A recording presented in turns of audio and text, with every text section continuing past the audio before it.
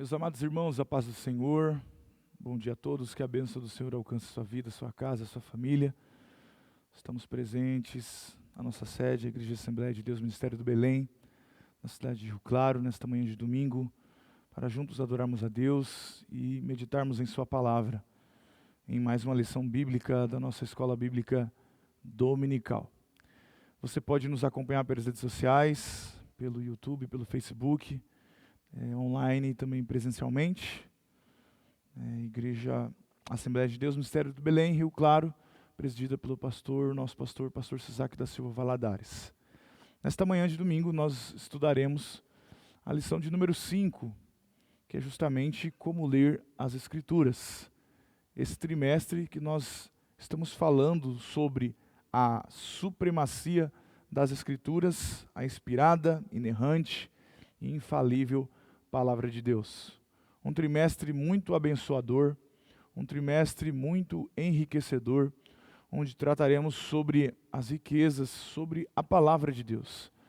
Faça um propósito para você não perder nenhuma aula, para você acompanhar todas as aulas e ser enriquecido pelos ensinamentos bíblicos. Pois bem, dia 30 de janeiro de 2022, hoje estudaremos a lição de número 5, como ler as Escrituras. O nosso texto áureo diz: E correndo Filipe, ouviu que lia o profeta Isaías e disse: Entendes tu o que lês? Atos dos Apóstolos, capítulo de número 8, versículo 30. A nossa verdade prática diz da seguinte forma: as técnicas de interpretação auxiliam na compreensão da Bíblia, mas não são infalíveis. Por isso, não podem ser colocadas acima da autoridade da palavra de Deus. Antes de entrarmos na introdução,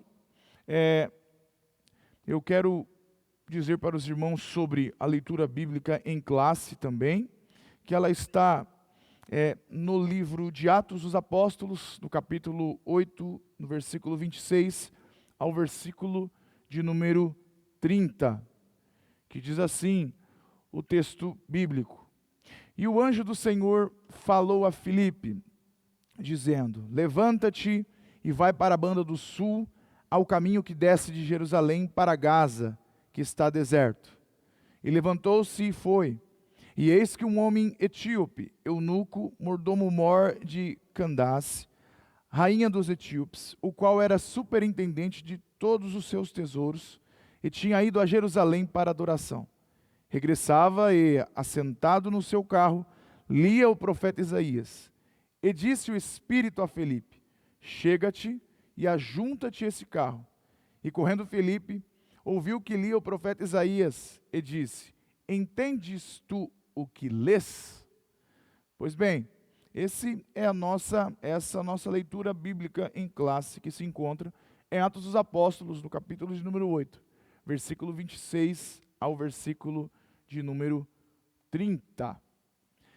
Então, antes de entrarmos, meus irmãos, na introdução, falamos também ainda dos objetivos de nossa lição, que nós temos aí como objetivo, justamente o objetivo 1, expor que a Bíblia precisa ser interpretada, objetivo de número 1.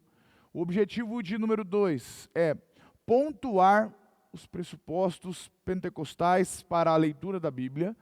E o objetivo de número 3 é apresentar os princípios básicos de interpretação bíblica.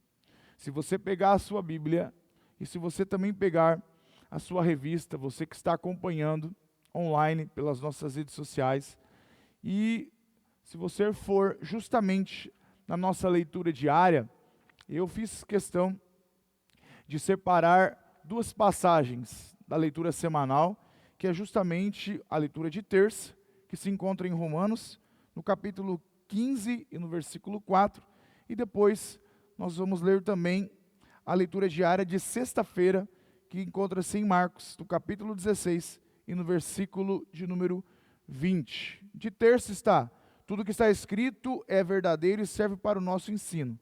Se você puder abrir na sua casa, carta de Paulo aos Romanos, só para ratificar, reforçar tudo o que vamos tratar nesta manhã com você, junto com você. Atos dos Apóstolos, melhor dizendo, perdão, Romanos, capítulo 15, e o versículo de número 4, diz assim o texto: porque todas as coisas que foram escritas anteriormente, para o nosso ensino foram escritas, para que pela paciência e consolação das Escrituras tenhamos esperança. Volta no Evangelho de Jesus Cristo, segundo escreveu Marcos, no capítulo de número 16, a minha versão é a King James, capítulo 16, versículo 20, do Evangelho de Jesus Cristo, segundo escreveu Marcos, que diz assim: e eles partiram e pregaram por toda parte, trabalhando o Senhor com eles e confirmando a palavra com os sinais que acompanhavam. Pois bem, continuando e seguindo, nós agora vamos entrar na nossa introdução. E você pode acompanhar como costumeiramente fazemos por intermédio da sua lição bíblica, da nossa escola bíblica dominical, que diz assim: a leitura e o estudo das Escrituras são um dever e um privilégio. Por isso, temos que zelar pelo conhecimento bíblico e estar conscientes da necessidade de aplicar o texto sagrado em nossas vidas. Tiago alerta que devemos ser cumpridores da palavra e não apenas ouvintes. Nesta lição, veremos a importância dos princípios basilares da interpretação bíblica. Quero chamar a sua atenção, já meu irmão, minha irmã que nos acompanha, para esse início, para essa introdução. O comentarista, justamente o pastor Douglas Batista, ele faz questão de já iniciar a introdução, usando uma expressão muito interessante que é sobre a leitura. E eu quero chamar a atenção sobre isso porque a palavra-chave desta lição, desta manhã, é justamente a leitura. Então veja o que ele diz: a leitura e o estudo das Escrituras são um dever e um privilégio. Perceba que a leitura é a palavra-chave desta lição desta manhã. Veja que interessante. Paulo, ele reforçou a Timóteo sobre a importância da leitura e deixou para ele essa responsabilidade. Na sua primeira carta de Paulo a Timóteo, no capítulo 4 e no versículo 13, ele diz: até que eu vá, dedique-se à leitura. Vou repetir isso. Paulo escrevendo a Timóteo, ele disse no capítulo 4, no versículo 13, na sua primeira epístola a Timóteo, ele diz: até que eu vá, dedique-se à leitura. E perceba que todo bom cristão, ele deve amar a leitura, pois necessita constantemente de ler a palavra de Deus. Nós somos ensinados pelo nosso pastor constantemente, sempre, em diversos momentos, sobre ler a Bíblia, ler livros referentes à Bíblia e ler o mundo à sua volta. Alguém sabiamente disse que a leitura promove no mínimo 5 benefícios para alguém que lê. Ela aumenta o foco e a concentração. Ela fortalece o pensamento crítico. Ela exercita o cérebro. Ela estimula a criatividade e ela aprimora a escrita. Enquanto você lê, você pensa, você melhora a sua escrita, você melhora a sua fala. Já está comprovado que quem lê mais fala melhor, dialoga melhor, se comporta melhor, se porta melhor. Então é importantíssimo a leitura bíblica, extrabíblica para um bom cristão. Diante desse assunto, leitura, uma pergunta que não quer calar é: você já leu a Bíblia toda? Ou você já leu a Bíblia hoje? Você já leu a Bíblia este ano? Traçou no início desse ano um plano de leitura para ler toda a Bíblia este ano? Como foi a sua forma de leitura no ano que acabou de se passar, o nosso 2021? Eu quero que você pense nisso. E o meu desejo é que você assimile isso e faça uma autoavaliação sobre a importância da leitura. Um médico disse que a leitura é o mais completo de todos os exercícios intelectuais. Alguém sabiamente disse que quem não lê, dificilmente, quem não estuda, há de colher no púlpito ou ser um bom professor, um bom ensinador. Esses são os benefícios que a leitura promove. Pois bem, e ele ainda ratifica sobre que é não somente um dever, mas também é um privilégio. É um privilégio. Nós hoje podemos desfrutar de coisas, de meios, de métodos que os nossos pais na fé não possuíam. Tantos livros físicos, palpáveis, como livros digitais, como livros em e-books que você pode ouvir, que você pode ter na palma da sua mão, e infelizmente alguns não aproveitam essa ferramenta e essa oportunidade. Entrando aqui para o nosso primeiro tópico, nós falaremos hoje sobre a Bíblia precisa ser interpretada. Esse é o primeiro tópico da nossa lição de hoje. E o primeiro subtópico do tópico 1 é a importância da exegese. O termo exegese vem do grego ex, traduzido como fora, e agein com o sentido de guiar. Literalmente, significa guiar para fora, isto é, extrair a intenção das palavras de um texto. Assim, o alvo da exegese é deixar que as Escrituras digam o que o Espírito Santo pretendia no seu contexto original. Dessa forma, para não fazer o texto significar aquilo que Deus não pretendeu, é necessário um minucioso exame das Escrituras. Por exemplo, o estudo das línguas bíblicas, dos fatos da história, da cultura e dos recursos literários usados no texto sagrado. Cooperam na compreensão do real significado das palavras inspiradas. Pois bem, veja só, precisamos aqui, de forma rápida e prática e também clara, explicar sobre esse termo exegese, que é utilizado muito na teologia. Esse termo exegese, ele tem uma palavra ex, que é o significado, é justamente o E e o X ali, que representa algo extraído de algo, retirado de algo. Portanto, a exegese, ela procura tirar, extrair do texto algo que o texto está dizendo. Por outro lado, precisamos entender também que temos a exegese. Então, se a exegese tem o EX, a exegese tem o EIS, que é o contrário. Se no momento que eu utilizo a exegese, eu extraio algo do texto, a exegese, ela quer incluir, colocar.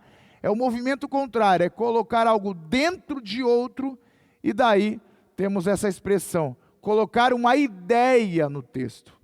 A exegese é a distorção do texto, é a má interpretação de texto.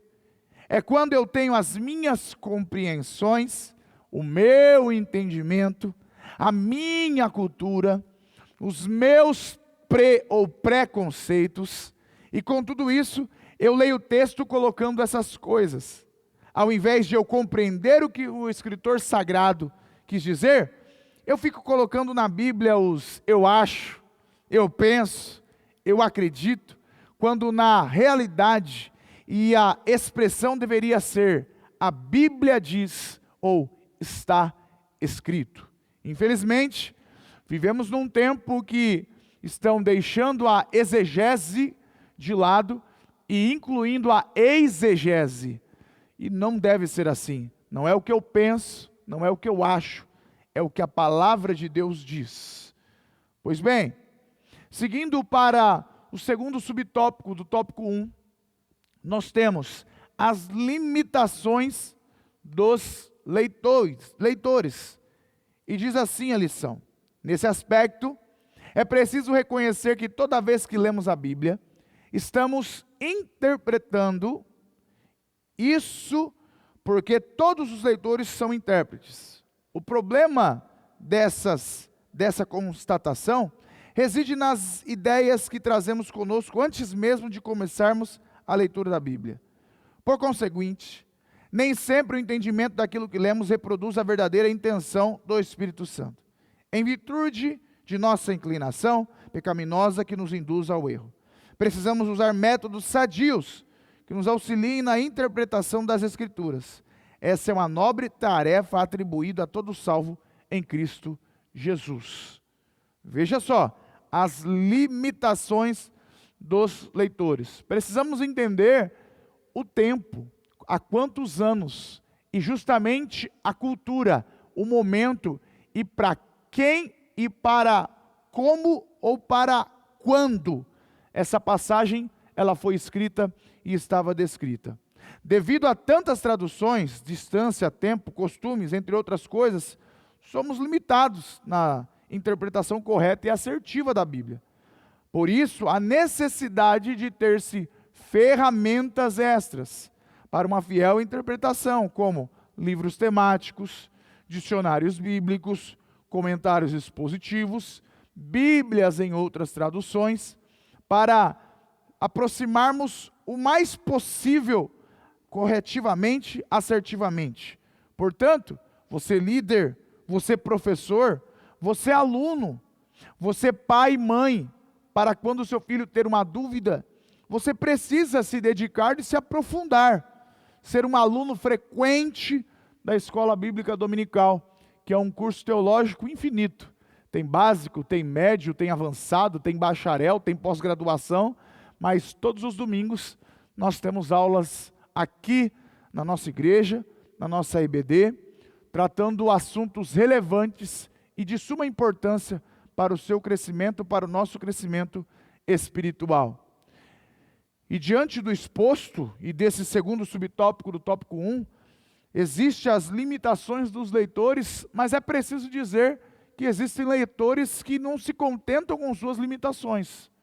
E aí é necessário, ou porque não melhorar, se contentam com as limitações. E, por isso, acabam interpretando incorretamente o texto sagrado.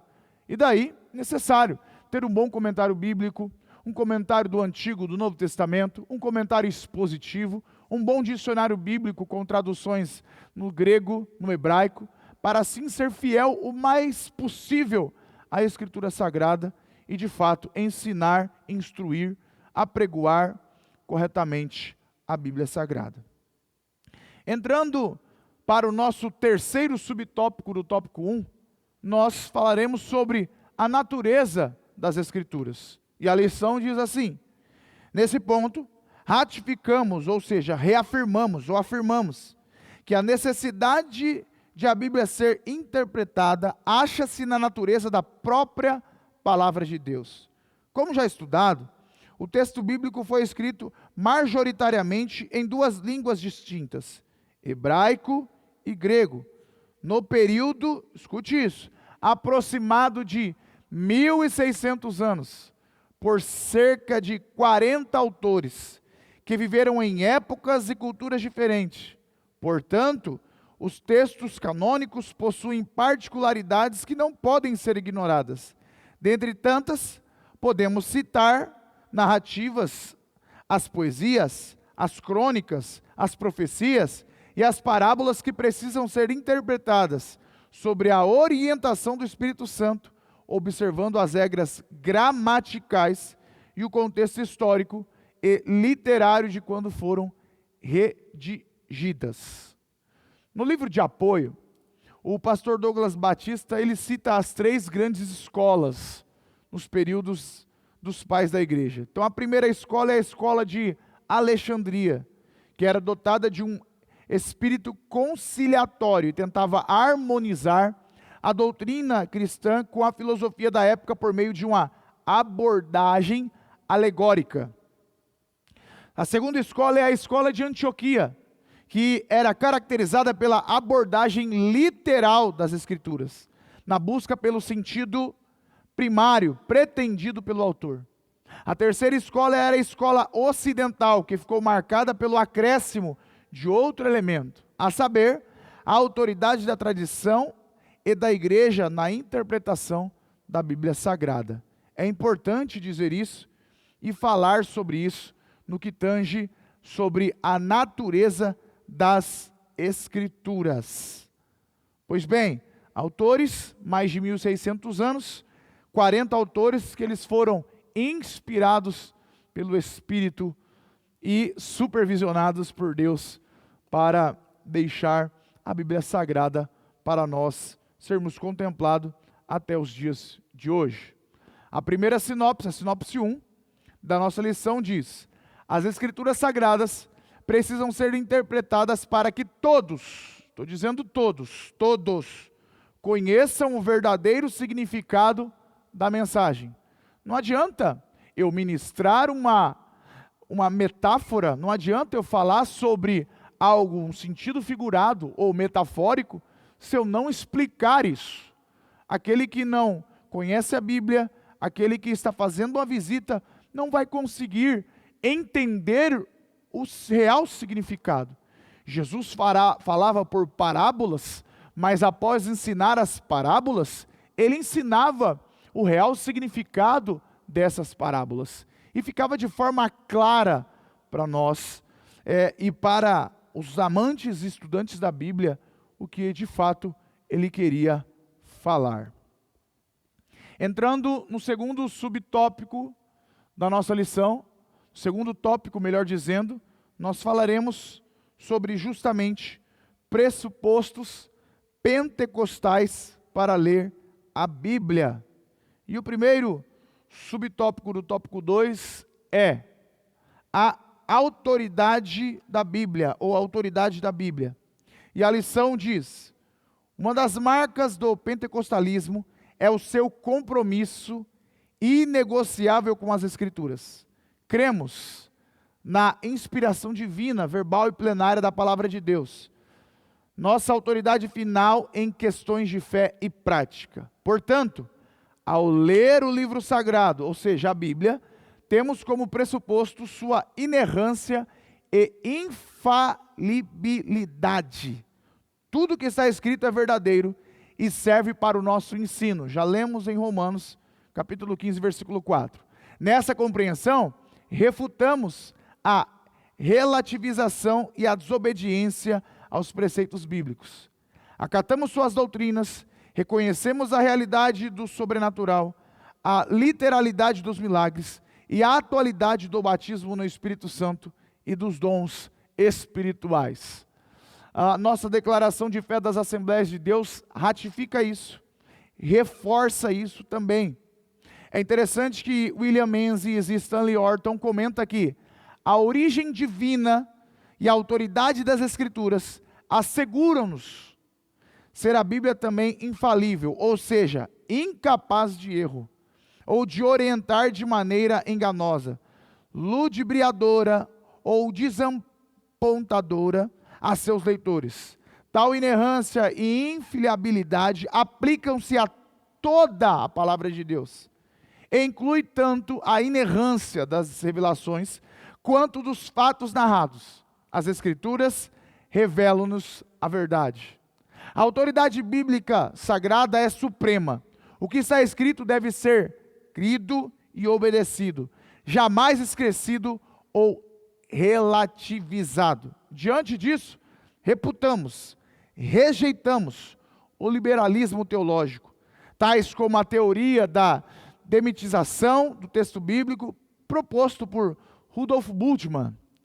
Vamos ler Romanos capítulo 15, versículo 4. Leia de sua casa, acompanhe conosco. Depois vamos para a segunda carta de Paulo a Timóteo. E depois vamos para Apocalipse, para ratificar tudo isso. A verdade bíblica, a palavra de Deus, a boca de Deus falando a nós. Romanos capítulo 15, versículo 4, já lemos, mas vamos ratificar. Capítulo 15, versículo 4. Porque todas, não é algumas, todas as coisas que foram escritas anteriormente, para o nosso ensino foram escritas, para que pela paciência e consolação das Escrituras tenhamos esperança. Segunda carta de Paulo a Timóteo, capítulo de número 3, e o versículo 16. Segunda carta de Paulo a Timóteo, capítulo de número 3 e o versículo 16. 3,16, que diz assim: toda a Escritura é dada pela inspiração de Deus, ou seja, a Bíblia, e é proveitosa para quê? Para a doutrina, para repreender, para corrigir e para instruir em justiça. Apocalipse, capítulo 22. Apocalipse, capítulo 22. E o versículo 19 diz assim: e se algum homem retirar alguma das palavras do livro desta profecia, Deus excluirá sua parte do livro da vida e da cidade santa e das coisas que estão escritas neste livro.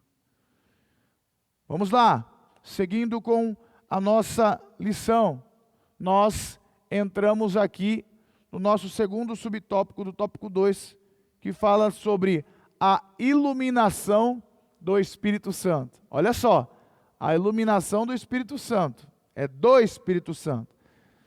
Repare que o escritor, e justamente o comentarista, ele faz questão de deixar o Espírito Santo aí em letra maiúscula, porque não é o Espírito do homem, né? Uma letra minúscula, mas é o Espírito Santo proveniente de Deus. Que diz assim: a doutrina da iluminação se refere à atuação do Espírito Santo na vida do crente, que o capacita a discernir as verdades da palavra de Deus. Somente o estudo racional não é suficiente para o entendimento da revelação escrita de Deus. Contudo, a iluminação não é uma fonte paralela de revelação, e nem substitui o exame das Escrituras. Ao contrário, pois à medida que estudamos, o Espírito nos concede a compreensão. A iluminação não aumenta e nem altera a Bíblia, apenas elucida o que já foi revelado pelo Espírito. Assim, o conhecimento da palavra produz comunhão com Deus, vida de oração, obediência e santificação. Veja bem, a doutrina da iluminação se refere à atuação do Espírito Santo na vida do crente, que o capacita, ou seja, quem capacita? É o Espírito Santo, a discernir as verdades da palavra de Deus. A iluminação, é importante dizer isso, não aumenta e nem altera a Bíblia, apenas elucida o que já foi revelado pelo Espírito. William Menzies atesta que o Espírito Santo nos ilumina a mente para que compreendamos a sua palavra, conforme nola transmitiram os autores sagrados. Vamos para mais algumas referências bíblicas. Estamos falando da Bíblia e precisamos folhear referências. Primeira carta de Paulo aos Coríntios, capítulo 2, e o versículo de número 12. Primeira carta de Paulo aos Coríntios, abra na sua casa, acompanhe conosco, capítulo de número 2 e o versículo 12. Veja o que Paulo escreveu aos nossos irmãos em Coríntios. Ora, nós não temos recebido o Espírito do mundo. Veja que o Espírito do mundo, ele coloca com a letra minúscula, mas o Espírito que é de Deus, letra maiúscula, para que pudéssemos conhecer as coisas que nos são dadas gratuitamente por Deus. Que lindo isso aqui. Carta de Paulo aos nossos irmãos em Efésios, capítulo 1, versículo 17. Vamos lá. Carta de Paulo aos nossos irmãos em Efésios, capítulo 1 e versículo 17, que diz assim o texto: para que o Deus de nosso Senhor Jesus Cristo, o Pai da glória, vos deu o espírito de sabedoria e de revelação no conhecimento dele. Versículo 18: tendo os olhos do vosso entendimento iluminados, para que saibais qual é a esperança do seu chamado e quais as riquezas da glória da sua herança nos santos. Primeira epístola de João, capítulo de número 5. Primeira epístola de João, capítulo 5 e o versículo 20, que está escrito assim: e sabemos que o Filho de Deus veio e nos deu o entendimento, que podemos conhecer aquele que é verdadeiro, e nós estamos naquele que é verdadeiro, ou seja, em seu Filho Jesus Cristo. Esse é o verdadeiro Deus e a vida eterna. Louvado seja Deus. Entre as operações do Espírito Santo está o ensino e a iluminação da verdade. O Espírito Santo que o Pai enviará em meu nome vos ensinará todas as coisas. Ele vos guiará em toda a verdade. A iluminação bíblica, ela não aumenta e não altera a Bíblia. Alguns por aí dizem, tive uma iluminação, tive uma revelação. Quando você para confrontar essa tal iluminação e essa tal revelação com a Bíblia Sagrada, ela está totalmente fora. Toda a iluminação, toda a revelação, ela precisa estar pautada, ancorada na palavra de Deus. Lembre-se disso. Indo para o nosso terceiro subtópico, do tópico 2, nós falaremos sobre o valor da experiência. O valor da experiência.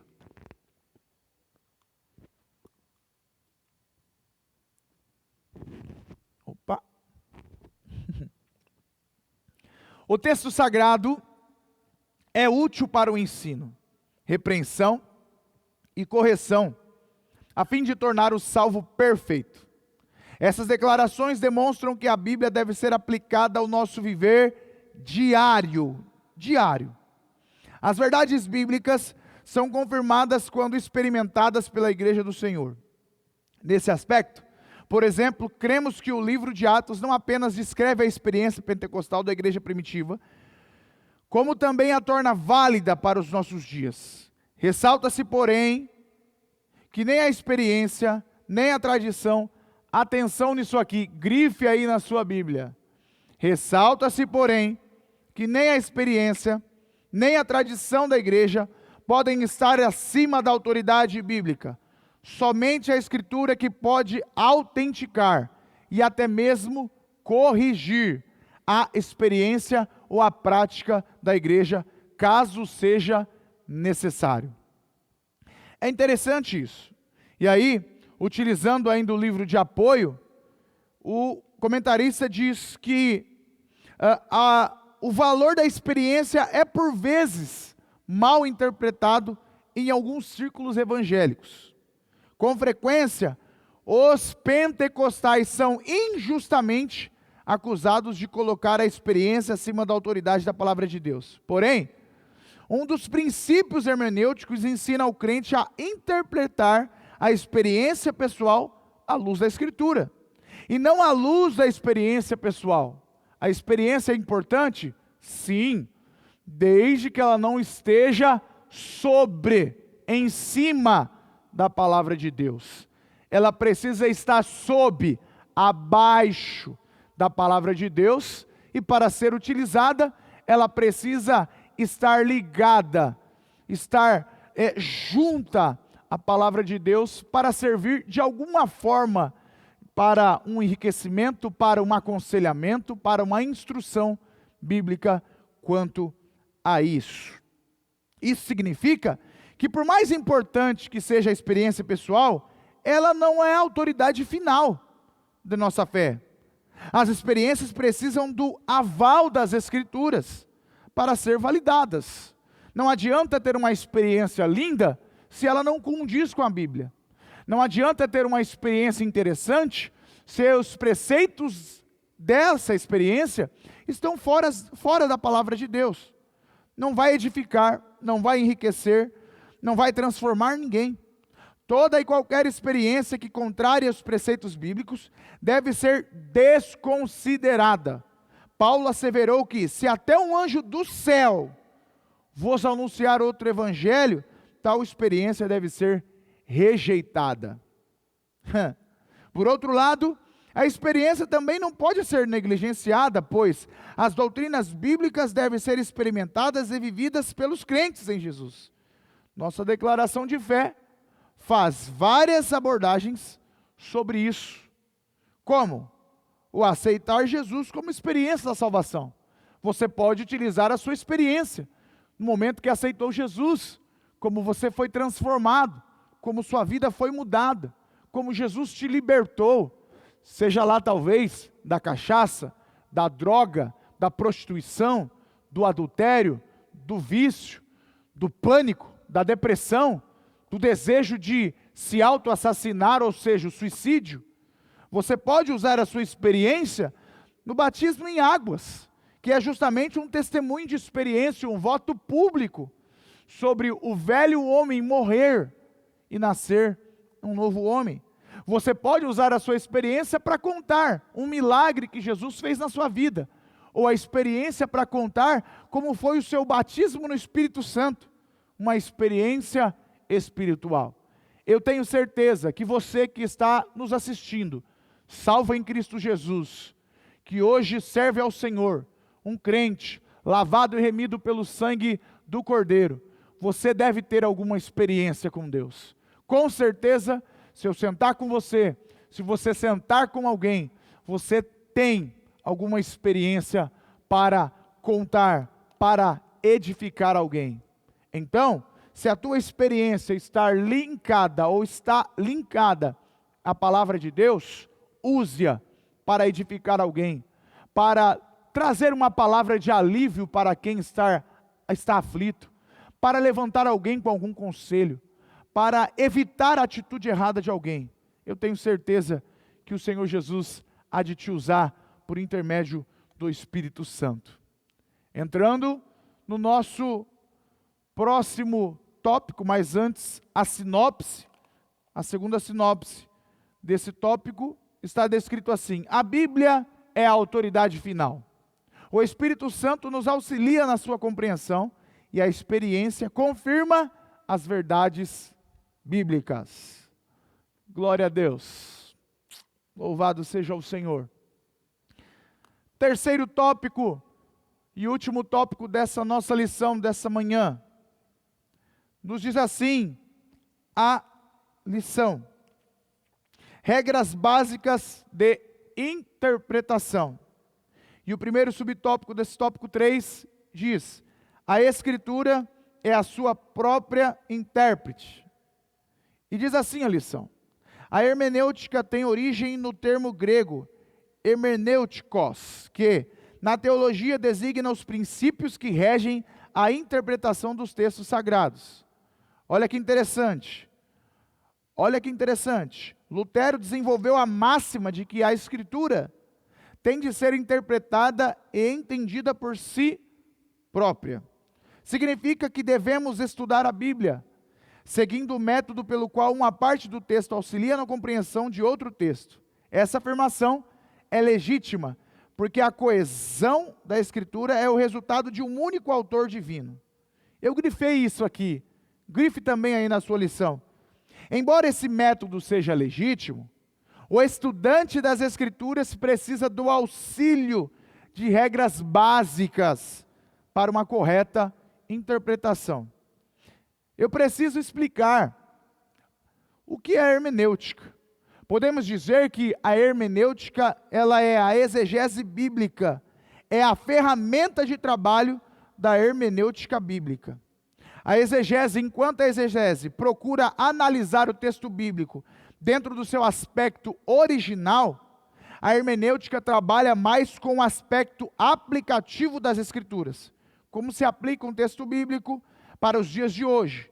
Então a exegese se aprofunda no original e a hermenêutica aplica essa exegese para os dias atuais, com fidelidade textual, sem corromper, distorcer aquilo que Deus disse originalmente ou inspirou o autor bíblico a escrever originalmente. Veja, essa é a tarefa do pastor, essa é a tarefa de um líder, essa é a tarefa de um professor, essa é a tarefa de um teólogo, essa é a tarefa de um estudante de teologia, ou aquele que pretende ensinar e pregar a palavra de Deus, justamente com fidelidade, para a edificação do povo de Deus, para o crescimento da igreja e para a expansão do Evangelho. Vale repetir que Lutero desenvolveu o máximo do que a Escritura tem de ser interpretada e entendida por si própria. Embora esse modo seja legítimo, esse método, O estudante das Escrituras precisa do auxílio básico para uma correta interpretação. Isso é fundamental. Então, temos a exegese, que analisa o texto bíblico dentro do seu aspecto original. E nós temos a hermenêutica, que aplica a exegese para os dias contemporâneos. Não adianta eu ler um texto em Gênesis e querer aplicar incorretamente para os dias de hoje. Eu preciso ler um texto em Gênesis e ter a hermenêutica correta para aplicar para os dias de hoje, para que a igreja, os irmãos, possam compreender o que o Espírito Santo quer falar à igreja. Segundo subtópico do tópico 1, princípios de interpretação bíblica. E a lição diz assim: dentre os princípios gramaticais, históricos e literários, enfatizamos que o texto bíblico tem sentido único. E sempre que possível deve ser interpretado literalmente. Nesse aspecto, é preciso tomar cuidado com as expressões de uso simbólico e alegórico. Por exemplo, Cristo disse: tomai e comei, isto é o meu corpo. Esse texto mostra que, abre aspas, corpo, aqui não está no sentido literal, mas no figurado.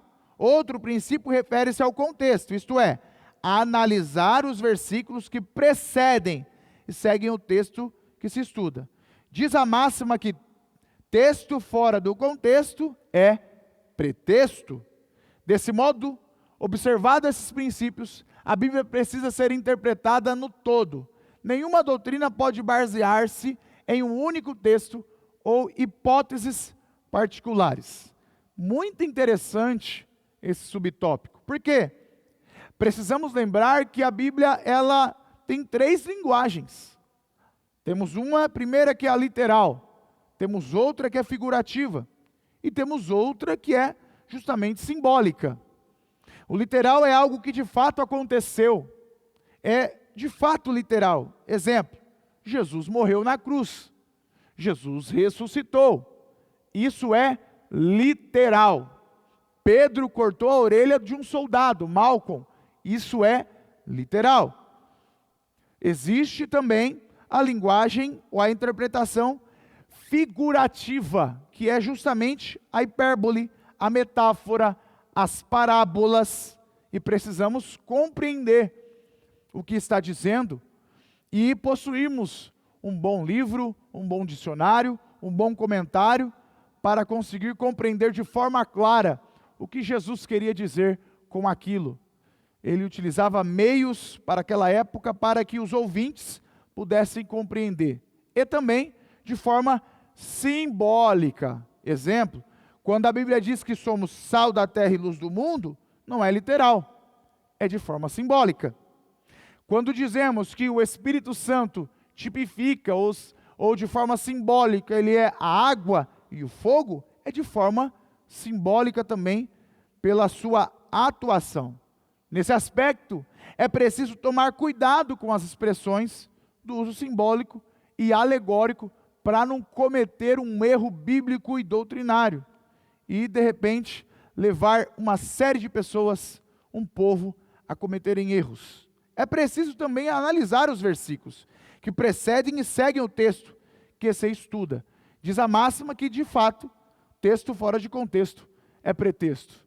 Não adianta utilizar um texto isolado.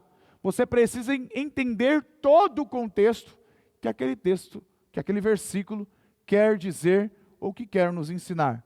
Por isso, somos a favor, somos ensinados e orientados aqui, pelo nosso pastor, pelo nosso campo, a estudarmos teologia, a aprender mais sobre a palavra de Deus, a aprender mais sobre Deus. A teologia não se aplica somente para o professor de escola bíblica dominical, não se aplica somente para um pastor, um obreiro, um dirigente. Não, a teologia, ela, se fosse de fato bem vista, e o nosso desejo é que todo cristão, todo irmão, toda irmã, todo crente faça, para que de fato conheça mais a Deus. Pedro, em sua epístola, ele nos deixou bem ratificado: crescei na graça e no conhecimento do nosso Senhor e Salvador Jesus Cristo. É necessário crescer em ambos. Entrando para o nosso terceiro subtópico do tópico 3, e chegando quase ao final já da nossa lição deste domingo.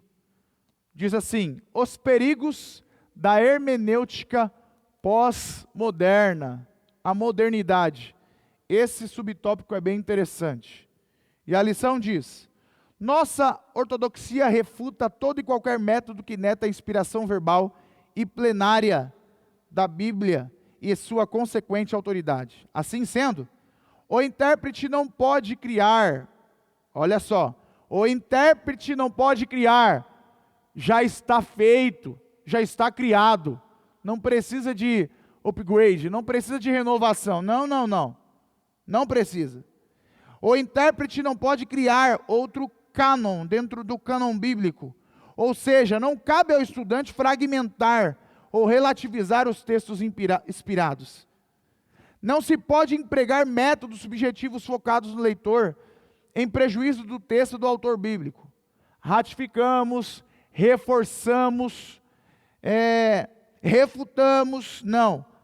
Ratificamos que as experiências devem ser submetidas ao crivo das Escrituras Sagradas. Por fim, reconhecemos que as técnicas hermenêuticas não são infalíveis.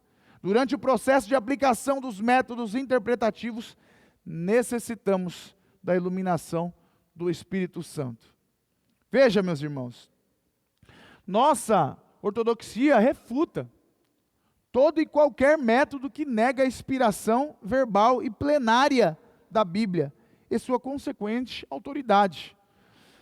O intérprete, aquele que lê a Bíblia e posteriormente vai ensinar ou que lê para o seu estudo e crescimento e entendimento, para o seu devocional, seja o que for, ele não pode criar outro cânon bíblico, ou seja, não cabe ao estudante fragmentar, querer inventar moda, querer inventar outras coisas, querer inventar aquilo que já está criado, que foi inspirado por Deus, ou relativar textos inspirados.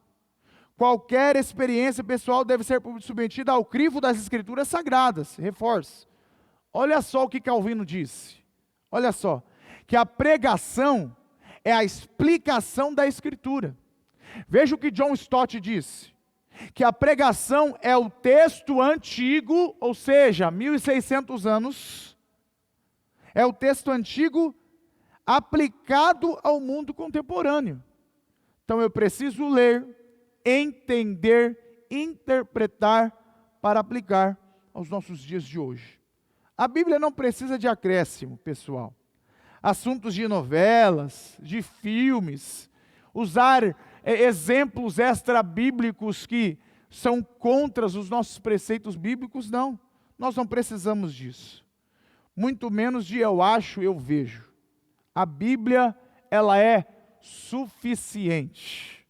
Não precisa enfeitar, não precisa adoçar, alterar. A palavra de Deus, ela é suprema, acima de tudo e de todos. A sinopse 3 diz: a Escritura é a sua principal intérprete. Assim sendo, o uso da hermenêutica e a iluminação do Espírito auxiliam na correta interpretação. E, finalizando a nossa conclusão, a lição vai dizer justamente isso. A Bíblia Sagrada deve ser lida e interpretada. Nesse mister, somos auxiliados pela exegese e pela hermenêutica. Contudo, nenhuma das técnicas de interpretação estão acima da autoridade da palavra de Deus. O que a igreja crê e professa deve ser interpretado à luz da própria Escritura. Louvamos a Deus, pois estamos numa igreja sadia, bíblica, com um bojo doutrinário guardado e respaldado pela palavra de Deus. Eu fiz questão de trazer justamente esse final da conclusão. Reticências aí. Nenhuma das técnicas de interpretação estão acima da autoridade da palavra de Deus. Pode ser oratória, pode ser qualquer curso extra-bíblico, não está acima da Bíblia. O que a igreja precisa crer e professa deve ser interpretado à luz da própria Escritura. Seja qual for pregador, seja qual for aquele que se diz pastor, apóstolo, como tem muitos por aí, se não ensinar conforme as Escrituras, esse ensino não é bíblico. Ratificamos e reforçamos. Você é bem-vindo a uma igreja bíblica, a Igreja Assembleia de Deus, Ministério do Belém, na cidade de Rio Claro. Nosso pastor sempre reforça, nos instrui e nos orienta a sermos bíblicos. Portanto, meus irmãos, chegamos a mais um fim da nossa lição dessa manhã, deste domingo, desse trimestre, a lição de número 5. Que Deus abençoe a sua vida, que Deus abençoe a sua casa, que Deus abençoe a sua família, e nós convidamos você para o culto de hoje à noite, a partir das 18h30, em nosso templo sede, bem como em todas as nossas congregações. Participe, se você não pode estar presente, acompanhe das redes sociais. Eu tenho certeza que Deus tem uma palavra para o teu coração. Um culto, seja ele presencial, ou seja ele online, pode mudar a tua vida. Uma palavra pode mudar a sua vida. Nosso desejo é que Deus abençoe você, a sua casa, a sua família, de uma forma especial. Nós oramos agora e encerramos mais esta lição deste dia. Bendito Deus e eterno Pai, te agradecemos por mais essa oportunidade, te agradecemos por mais essa manhã, te agradecemos, Senhor, por esse ouvinte, por essa família que está nos acompanhando neste momento e por aquele que vai ouvir depois. Te agradecemos, Pai, por todo o suporte, por toda a estrutura a qual a nossa igreja possui, pela vida do nosso pastor, pela vida da sua família, pela vida da nossa igreja, Senhor, pela nossa igreja e por todas as nossas congregações. Senhor, abençoe este irmão, abençoe esta irmã, que agora, após, Senhor, este estudo, essa aula, vai estar em sua casa ou de caminho à sua casa. Guarde ele, proteja-o, que seja um domingo abençoado. Fica conosco, é o pedido do nosso coração e o desejo do nosso coração, e que o nosso culto à noite seja respaldado pela Tua Palavra, pelo Teu ensino, pela Palavra, pela Bíblia Sagrada, e que o Senhor fale conosco, nos guardando, e que seja uma benção. Fica conosco, Pai, em nome de Jesus, te louvamos. Deus abençoe.